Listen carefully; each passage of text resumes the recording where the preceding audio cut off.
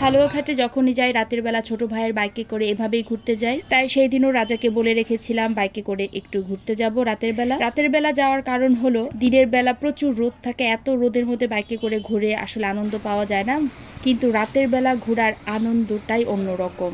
একদম ঠান্ডা নিরিবিলি, রাস্তাঘাটে কোনো কোলাহল নেই। আর সেই দিন আকাশের চাঁদটাও ছিল অসম্ভব সুন্দর। পূর্ণিমার রাতে ছোট ভাইয়ের সাথে যাচ্ছি বাইকে করে ঘুরতে, তখন প্রায় রাত 11:30টার মতো বাজে। এখন সৃজা যাবে বাইকে করে ঘুরতে, তারপর আমি যাব। জামাই বেটা লয়ে যেতেছে বাগনিরে, জামাই বেটা। এই তো সৃজা তার রাজা মামার সাথে বাইকে করে ঘুরে আসলো একটু। সৃজারও ভীষণ পছন্দ বাইকে করে ঘোরা, তাই তার মামা আর তাকে না করেনি, সে তাকে প্রতিবারই একটু করে ঘুরিয়ে নিয়ে আসে অল্প সময়ের জন্য। এই তো সৃজা চলে এসেছে, এবার আমি যাব। আমার বাইকে ওঠার কাণ্ডটা একবার দেখুন। আমি উঠবো বাইকে, আমি উঠতে পারছি না বলে গুপি কি কাণ্ডটা করেছে সেটা একবার আপনাদের সাথে শেয়ার করি। আগে একটা পা দাও, আগে একটা পা দাও, ওই পাটা ওইদিকে দাও।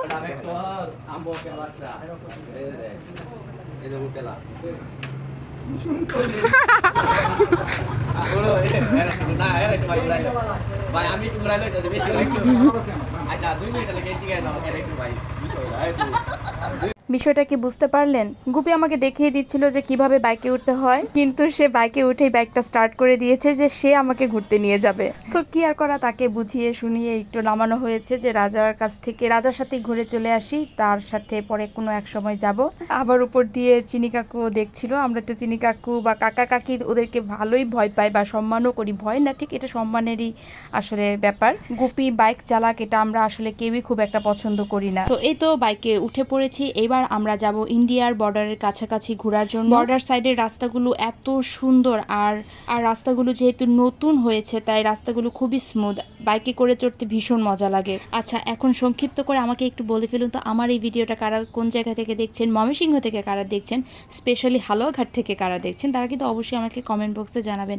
আমার ভিডিওটা ভালো লেগে থাকলে অবশ্যই সবাই লাইক আর কমেন্ট করবেন, আর আমার পেজটাকে লাইক বা ফলো করে দিতে কিন্তু একদম ভুলবেন না। হালুয়াঘাটের ভেতরেই কিছু দূর যাওয়ার পরেই দেখলাম উত্তর বাজারের দিকে কি একটা কনসার্ট হচ্ছিল। তখন যেহেতু ঈদের সময় ছিল তাই সেটাকেও একটু ক্যামেরাবন্দি করে নিলাম। আর এখন থেকে হচ্ছে পুরো ঠান্ডা নিরিবিলি রাস্তা শুরু হবে। দিনের বেলা খোলামেলা জায়গাগুলোতে রোদের তাপ আরো বেশি থাকে, আর তখন যে পরিমাণে গরম পড়েছিল তা আর কি বলবো। চলুন আপনাদের সাথে বর্ডার এলাকাগুলো কেমন হয় সেটা আপনাদের সাথে শেয়ার করি। একদম সবুজে ঘেরা রাস্তা থাকে, খুবই সুন্দর, খুবই মনোমুগ্ধকর পরিবেশ থাকে। একদম ঠান্ডা, রাতের বেলা তো আরো আরাম লাগছিল। এত গরমের মধ্যে বাইকে করে বাতাসের মধ্যে ঘোরা ভীষণ আনন্দ লাগছিল আর আরামও লাগছিল।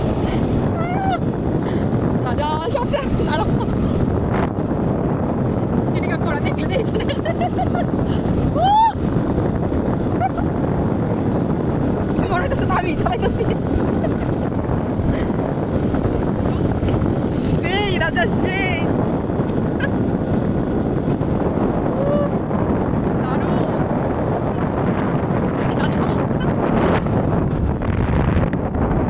সেদিন আকাশে এত সুন্দর চাঁদ উঠেছিল, পুরো পূর্ণিমার রাতের মধ্যে আমরা ঘুরতে বের হয়েছিলাম।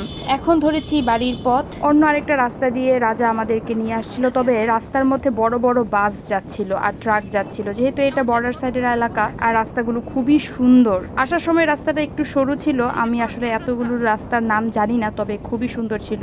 এই রাস্তাটা দেখুন কত বড় আর কত সুন্দর। আমার কাছে সেদিন অনেক ভালো লেগেছিল। আমি জানি না কিভাবে ভালো লাগাটা আসলে ব্যাখ্যা করব। চারিদিকে খুবই সবুজ গাছ। দিনের বেলা আসলে আরো বেশি ভালো লাগতো, তবে দিনের বেলা রোদের কারণে আসলে বের হতে একদমই মন চায় না বাসা থেকে।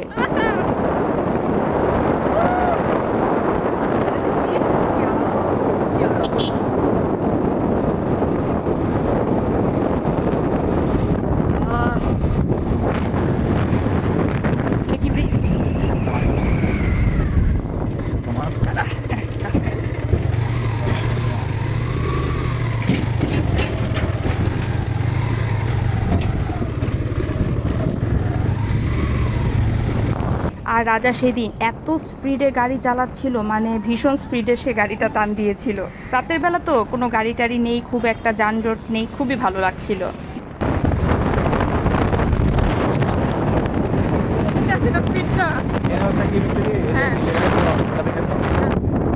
সো এই তো চলে এসেছি প্রায় বাসার কাছাকাছি। আজকের এই ভিডিওটা এই পর্যন্তই, দেখা হবে আপনাদের সাথে আমার পরবর্তী একটা ভিডিওতে। সো টাটা, আর আমার সাথে আমার এই বাইক রাইডটা কিছুটা এনজয় করুন। So tata.